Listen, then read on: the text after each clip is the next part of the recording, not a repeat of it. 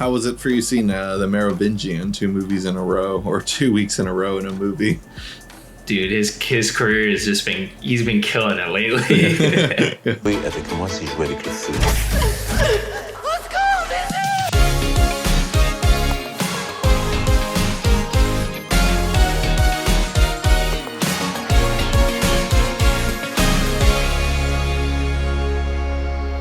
Driveby Movies, you're watching Fresh releases. My name is Blaze. And my name is James. And this week we're talking about the brand new film to video on demand and as well as theaters, Benedetta. Tu crois toujours, après tout ce dont tu étais témoin?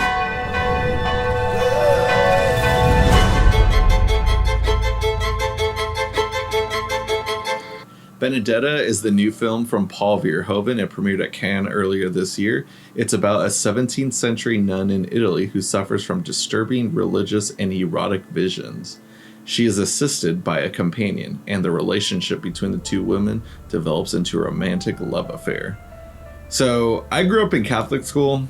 I used to watch a bunch of these style movies all the time as a kid. And no, not necessarily these styles, but just religious movies about people going through miracles. And I always thought like that stuff was weird. I found it fascinating and cool. It was like the original superhero movies as a kid. I was like, oh, cool. I get to see some like crazy power stuff and everything. And it was cool to kind of see it done in a parody way and also ultra violent and ultra erotic by one of my favorite directors of all time.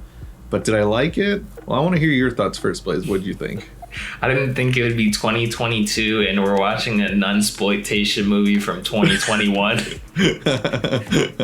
That's what went through my mind. I was just like, this film is just so weird and like, I mean, erotic is an understatement. This could definitely be on Skinemax, you know, at any hour of the day, I guess, if that's like a full channel now. Maybe it's its own streaming service. I don't know. But anyways, yeah, this film, it's fine. Like, I think you could go either way. Like, I see from what I saw online of just other people talking about, like, just a lot of people hated this movie. A lot of people, like, absolutely freaking like, yeah, this is Paul Verhoeven at his best. Okay, hold your horses. Yeah. I don't think that this is him at his best. Like, how old is he? And he's just, I think he was hoping he was going to go out on set watching 2 lesbian nuns f*** each other, but that's just me. Go out with a bang, if you know what I mean. Yeah. Caught me off guard him going in this direction. I knew that he hadn't worked in a long time. I knew he had a couple movies that were like, you know, coming from behind the scenes and stuff. I didn't realize that Elle was his film. I remember when it was nominated for like Juliet was like nominated for Best Actress for that film, but I didn't know it was a Paul Verhoeven film. But now I'm like actually interested to go check it out because I know it's highly praised. Versus this movie though, like I found out about it at Beyond Fest again. I don't think it premiered there for the US, but I know that they got it to play there. It's like one of their secret films that you had to like buy a ticket for and you didn't know what it was, and then they surprised you with that. I would have been disappointed. I mean, I love Paul Verhoeven, but this isn't like a Beyond Fest style movie I'd like to see. But then again, I'm curious how the audience reacted. This is definitely a movie I feel like you're meant to watch alone.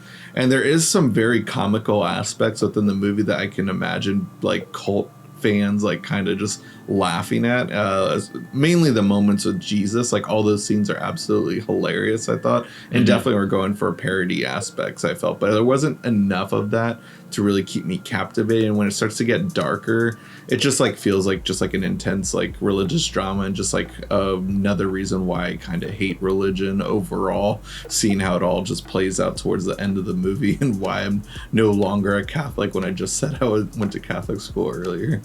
Do you think if like events in this movie played out like in the film in real life at Catholic school, do you think you'd be like a devout Catholic? Would your life have changed in any way? Oh, no, I definitely like that. This stuff would scare me like crazy. Yeah.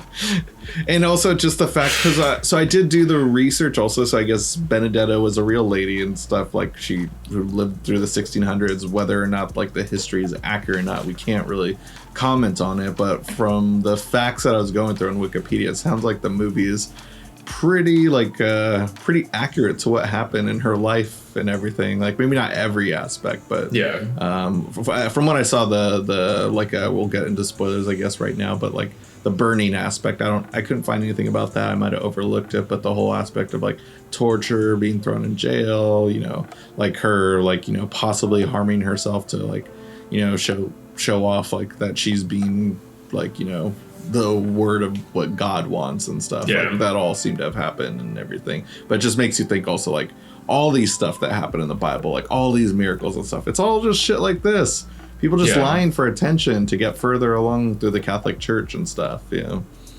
So I like this film. I don't even know if it was like fun, to be honest. I think that was the problem. I think when I see Verhoeven, I'm thinking like, I know it's like Verhoeven of now is not the Verhoeven of past. Like I'm not expecting RoboCop and shit, but I mean, I didn't think this was even close to like Showgirls in that aspect or Starship Troopers. So yeah, because we loved Showgirls. There's a long time ago we watched it on Direct to Dumpster, and it was your first time watching it, I think, and that movie's hilarious. Also, you did a sequel, I think, actually. That might have been what it was. You did a sequel to Showgirls and did part 2, even though there apparently was a Showgirls 2 that we found out about, like, while in the middle of filming.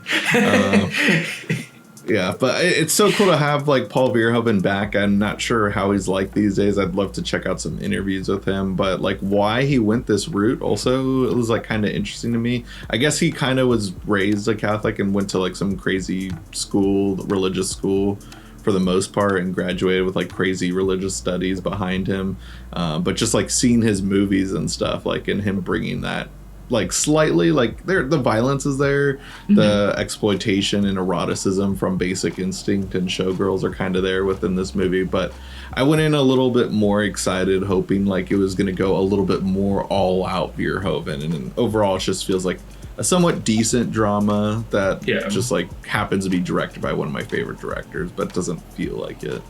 Yeah, it's interesting too, because while watching this film, obviously it's like in French language, I couldn't not like, and it's especially not the subject matter per se, but a lot of the like exploitation aspects really reminded me of like this. It felt like more like kind of B-movie, and like it wasn't done like tactfully, which I don't know if I always expect from Paul Verhoeven, but I couldn't help but think of like recently, I mean the past 10 years actually, but past decade, we got Blue is the Warmest Color. Like obviously the scenes of like intense lovemaking obviously reminded me similarly to it, but it's like, it's funny because I feel like that movie is also different. I mean, I think it's like the fact that the kind of like intimate scenes in that film are so like disconnected from the entire rest of the movie. This, I felt like it all kind of flowed, but it still wasn't done as tactfully as something like that. I don't know how to explain it, but yeah, I just felt like obviously, I mean, they're two very different movies, but I think you can easily compare that those scenes were kind of similar in that way,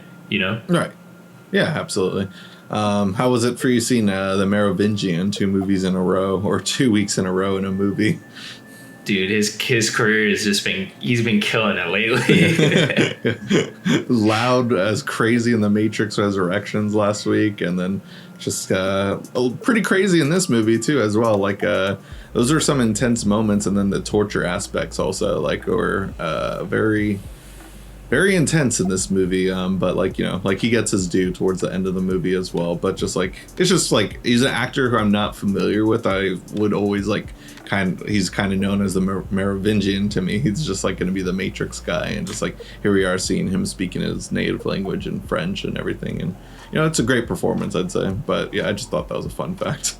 Yeah, definitely. It's like interesting because he pops up literally within 2 weeks span.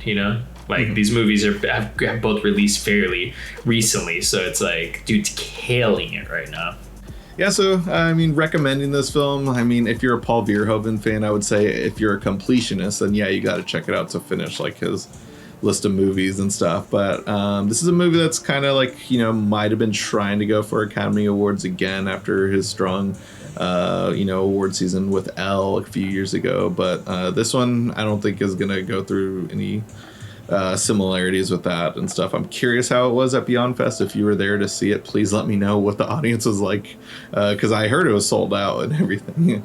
But yeah, this is a movie that just overall I'm a little disappointed. I'm not really gonna recommend it. It's not bad by any means, but just like a solid, just like okay, I'd say. But yeah, I feel like if I agree with you, I honestly think this is like more leans into the midnight section. Like I think we approached it a different way than what we thought was going to be actually the movie, and maybe that's kind of what impacted our kind of enjoyment of the film. But I feel like if I approached it more in like a midnight movie aspect, I probably would have enjoyed it more. But still, I do feel like I would have overall been disappointed just with like kind of the legacy that Paul Verhoeven has. I feel like this is kind of a downward note. Yeah, agree with that and stuff too, because I know he's old, so you know I hope he still comes out with a couple more movies and maybe a movie that makes his audience like cheer again. But did this movie make you cheer? Let us know in the comments on how you thought on Benedetta, and that's a great way to help support us as well by watching the movie through our Amazon affiliate link in our description box below. And if you guys haven't already, go ahead and hit that like button, smash it in fact, and also click the subscribe button and click that notification bell to get all of our latest updates. And if you can't get enough of us here on YouTube, be sure to check us out on Instagram, Twitter, and TikTok. Catch all our links in the description box below. That'll conclude this week's episode. Tune in next week for brand new, fresh releases, everyone.